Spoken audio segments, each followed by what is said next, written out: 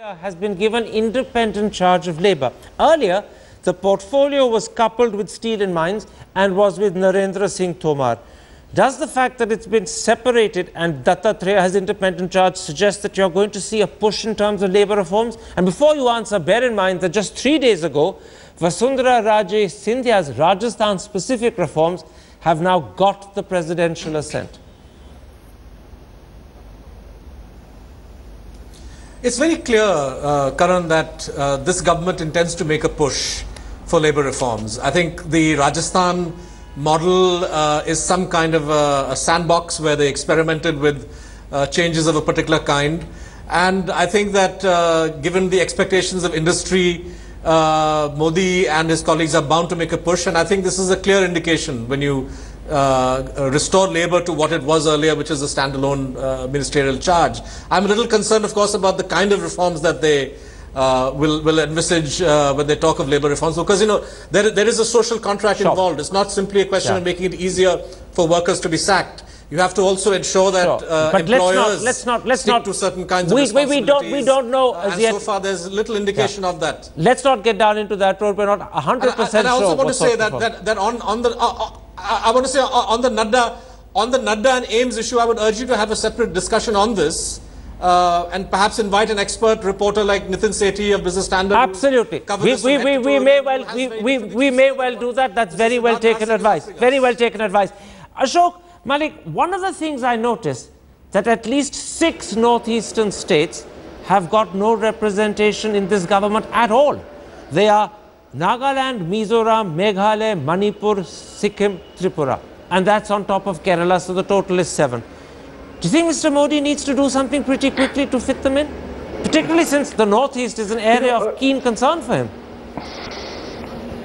See, there are 2 things here. One, the Northeast has traditionally been underrepresented in our governments. This is not true of just Mr. Modi, it's true of many previous governments.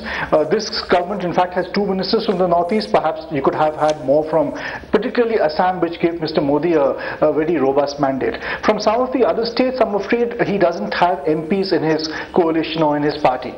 Kerala, again, there's no one from the BJP or the NDA to make a minister.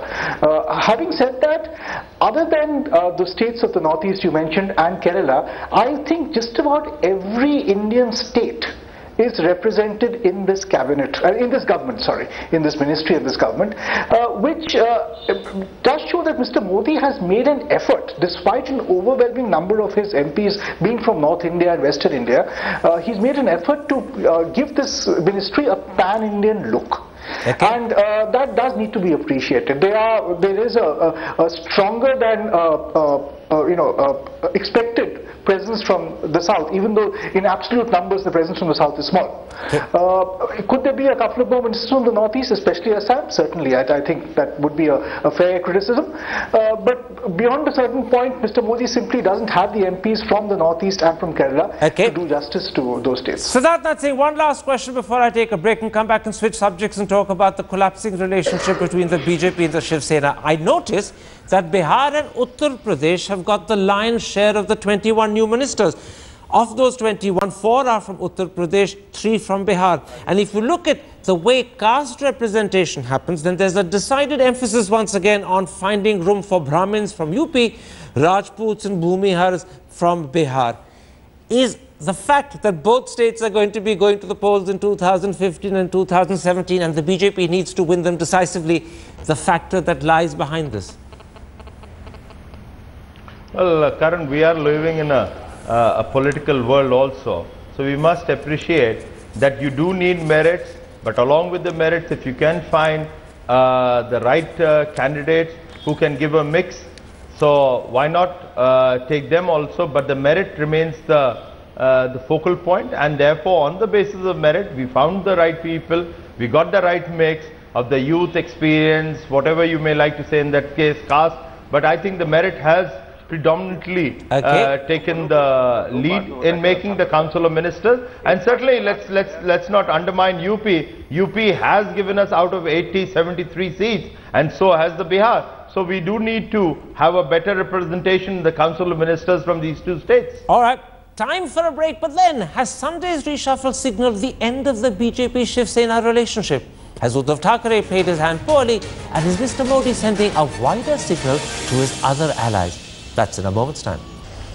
You're absolutely right. It is part of a well-planned script. It's very apparent that it's part of a script. The talks between both parties were not going anywhere before the elections. They collapsed. Now, in post facto, everyone is saying it was a matter of 8 or 10 seats, but it was not. It was much more than that. Both were competing for the same space, and in future, both are going to be competing for the same space, which is the Hindutva Plus, I call it, where you reach out to the state, capture every constituency and capture the Shiv Sena's right-wing Hindutva Marathi Manus constituency, but offer them much more: growth, jobs, aspiration. And the Shiv Sena was constantly fighting for things like its pride, its honor, and the number of seats it wanted. So it was just not going anywhere, and I think it was preordained almost that this would never happen.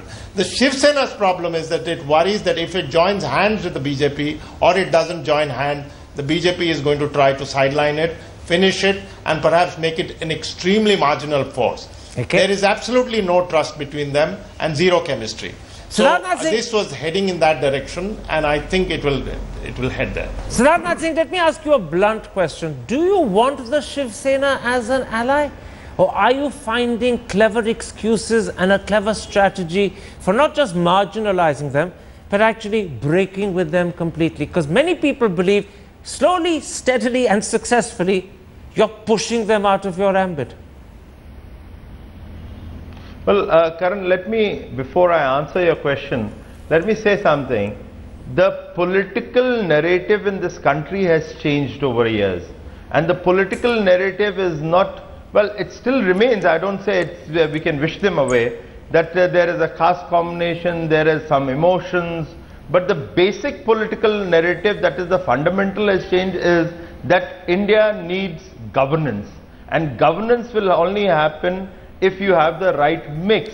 Now, the issue between the Shiv Sena and the BJP, which we both as parties, despite 25 years of understanding, couldn't settle, was who was the major partner in Maharashtra.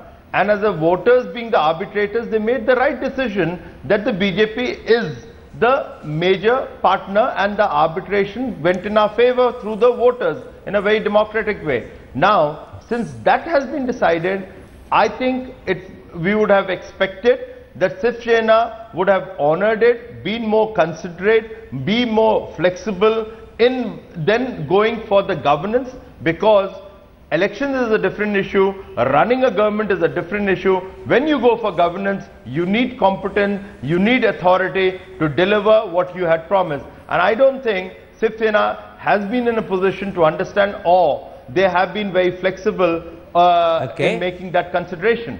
You know, Siddharth, that was an astonishingly honest answer from Siddharth Singh, because what he's actually saying is that not only has the equation changed, but Uddhav Thackeray failed to realize the extent to which it had changed and failed to appreciate the sort of response required in the changed atmosphere. Would you agree with the conclusion that Uddhav Thackeray has mishandled the predicament he's in?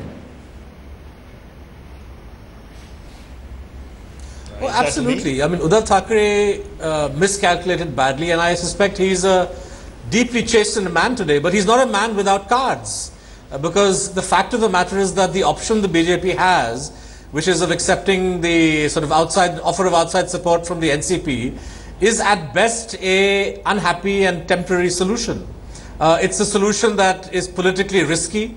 It compromises the BJP's whole election campaign, and is something which is going to undermine the stability of the Fadnavis government. So, it's not as if Uddhav has no cards. I think that there is some fight left in him, even though he's badly misplayed whatever he's had so far. Okay. But I suspect we ain't seen the end of this this dance yet. I mean, both partners ultimately need each other. I find it hard. I think you may see 6 months where the Shiv Sena sits out in the opposition. The government survives, and essentially Uddhav sees how the NCP BJP equation plays out, and it can only play out badly, in my view, play out to the detriment of the BJP. Okay, but at the moment, as things stand, Siddharth Bhatia, the Shiv Sena has announced this evening that they're going to be sitting in opposition. And number two, that in fact the nature of that relationship, at least in Maharashtra, is over. I'll come to you in a moment's time, Abhishek Singhvi, but do you believe that if the nature of the relationship in Maharashtra is over, they can continue as allies in Delhi? Or is the NDA relationship also going to fracture next?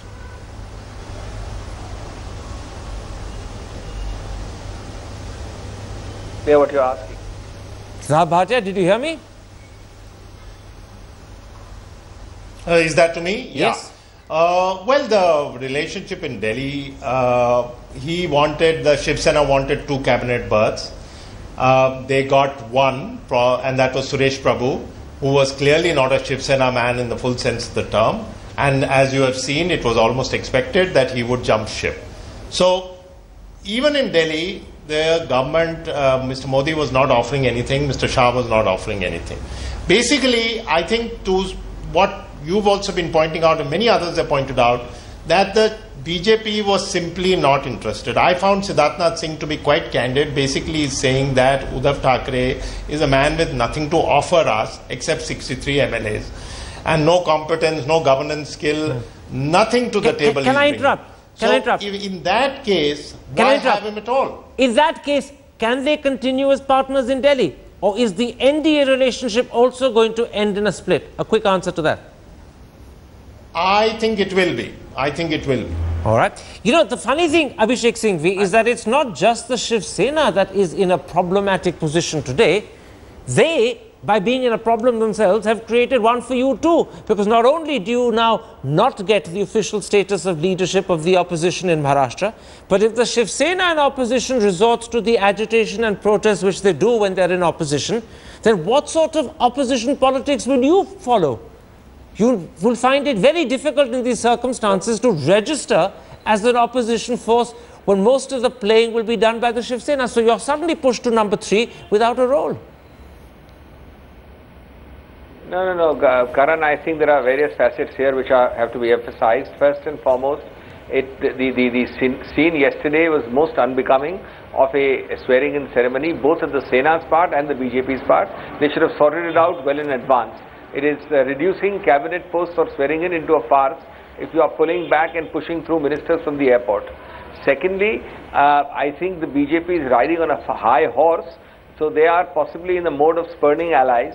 Some time may come when those chickens will come home to roost. You're avoiding the question I asked you. Or the Shiv Sena in Maharashtra. But you're avoiding the question I asked you. If you are hinting that there is any possibility of the Congress trying to align with the... No, I'm not hinting at that at all. We are where we are. Hang on a second. Our number... You're now answering an imaginary question. I asked you a different question. I'm saying as a result of being pushed to 3rd position, have you lost a role and any meaning and credibility as an opposition force in Maharashtra? Do you now face a big problem too? Karan, how does it matter whether Sena had joined and we would have been number 2 and Sena had not joined, we are number 3? We are in the opposition. We are going to play the same role. Now, if the Sena is there is no question. We'll do it issue-based. On a particular issue, you will find perhaps the Sena and the Congress both opposing. That doesn't mean in the least that we are going to be saying that we are joining hands with the Sena. Okay. This is a problem between Sena and NDA and BJP, not between us. But we remain where we are. The Sena may become another opposition group, but our opposition or support will be issue-based. All right.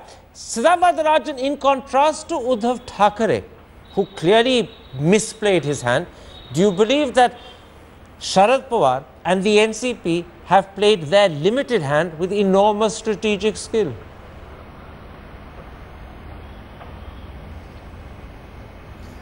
Oh, very clearly, very clearly. I think that they moved early, they moved decisively as the results were coming out, and they have bought for them crucial insurance, because if the Fadnavis government is to deliver on the anti-corruption part of their promises, they will have to investigate various project deals, scams which involve NCP and its leadership. And the fact that you were there to offer your support, and the fact that the BJP will perhaps have to survive its first 6 months on the basis of your outside support, gives that much needed cushion or protection which the NCP needs, and which I think the electorate of Maharashtra would be entitled to feel a bit miffed about, given that the Okay. BJP fought its campaign saying it was going to expose corruptions and scams of the NCP Congress government. So this is an ultimate irony in politics. Siddharth Singh, if, as now seems almost certain, the BJP depends upon the NCP for its offer of unconditional support to pass the vote of confidence that's going to happen on the 12th, how do you see the Sharad Pawar-Narendra Modi relationship developing hereafter? Is there a possibility 6 months or a year down the road, Mr. Pawar could find some sort of role in your government, just as Mr. Vajpayee found a role for him when he was made the first chairman of the National Disaster Management Authority? Well, Karan, I can't really, that's the only question which I can't really answer on your show, because it lies beyond my competence to even think about it, because these are certain circumstances which will play. But again, these are hypothetical, but let us see. We have 2 days, a lot of water has to flow under the bridge. What happens finally with the Shiv Sena? There are still backroom things happening. There are certain things which can happen. There are strategies. We have the confidence that we will muster enough support to pass the 12th November vote of confidence on the floor. So I think that all those things are there. So let's not jump today. Let's wait till 12th, and I'm sure we'll have those answers. Siddharth Bhatia, the last question. I'm going to ask you to give me an answer in literally 15-20 seconds. Do you think this whole exercise on Sunday, the reshuffle, the expansion, the demotions, whatever, do you think it strengthened Mr. Modi's grip on his government? Does he emerge a more powerful Prime Minister than he was, say, on Saturday? Well, incrementally he is becoming more and more powerful, and but there has never been any whiff of any kind of dissent. So everything he does now will only move in that direction. What it also does is to ensure that he puts his stamp on his government. There is absolutely no one telling him take this one, take that one. He has his political compulsions and he wants certain people, but nobody is telling him. I think taking Suresh Prabhu, for example, was a very clear signal to say he may belong to any party. I like him, he's going to come in. And the same thing has happened with a few others. He's brought in Mr. Parikar. He's brought in even Giriraj Singh, who is very controversial to say the least. So it will strengthen his government. What will also do I'm going to have to stop you there, Siddharth. We're running out of time. I'm going to leave that last thought as your last sentence. It will strengthen his government. We now have to wait and see what he does with that additional strength. That is always the challenge any powerful Prime Minister faces. My thanks to my 4 guests for joining me. My thanks also to Ashok Malik, who's with us earlier. And if you have been, thanks for watching.